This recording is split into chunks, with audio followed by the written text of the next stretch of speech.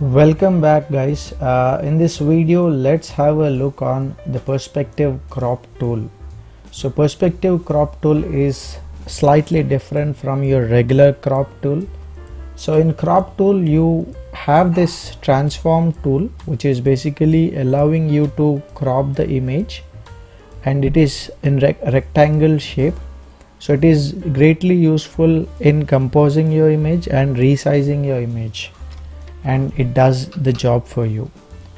Unlike the crop tool, we have the perspective crop tool here, which is basically used to crop the image. Okay, and here if you could see, these buildings are photographed so that these are vanishing at a particular point, and it is perfectly in one point perspective view. So what I'm going to do now is use this crop tool here and then just click there for 4 points. So I'm just trying to match the upper line here, and I'm clicking down and then trying to get this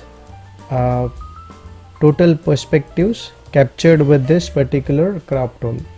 Now if you could see, there are width and height options which you can set for this particular resulting image, or you can click this option called front image, which will get the information from the image what we have got here, and that applies here.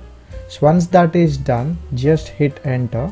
Okay, or you can use this option, the right tick, and it will crop. If you don't like, you can hit this one, or you can press escape on the keyboard. So just click that and you get the image cropped like that. Okay, so I'm trying to transform that image which is too drastically warped, so that is too much for the tool.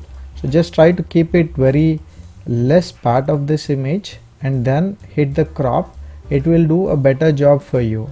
So you are trying to resize that image also into a rectangular shape. It is too much for the tool to warp it. So that's the reason it is giving you that result.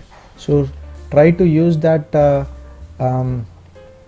limit. You just try to make it limited for the usage. I mean, don't go for extremities of transforming it.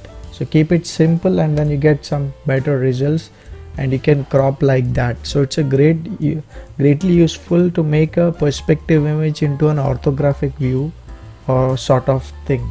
So that's the perspective crop tool for you.